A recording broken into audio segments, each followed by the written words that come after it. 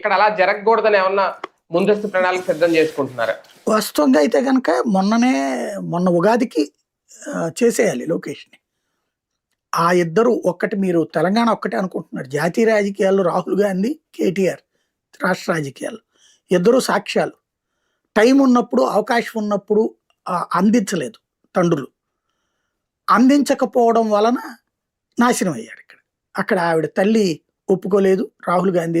పాపం తల్లి ఒప్పుకుంది. తల్లి ఎవరా నాయన నువ్వు ప్రైమ్ మినిస్టర్ అంటే, లేదు లేదు నేను 205కి వచ్చేసినాయి కదా, నెక్స్ట్ ఇప్పుడు 300 వచ్చేస్తే నాకే అన్నాడు. చివరికి 44కి పడిపోయాడు ఆయన. ఇక ఇప్పుడు 12 ఏళ్ళు అయిపోయింది. 15 ఏళ్ల దాకా అయితే పిఎం ఛాన్స్ లేదు. ఆ తర్వాత వస్తుందంటే ఈలోపు కాంగ్రెస్ పార్టీ తుడుచుకుపోయింది చాలా ఏరియాల్లో. ఈడ్చిపెడితే 300 సీట్లు ఉన్నటువంటి ఏరియాలో కాంగ్రెస్ పార్టీకి 30 కూడా వచ్చే పరిస్థితి లేదు.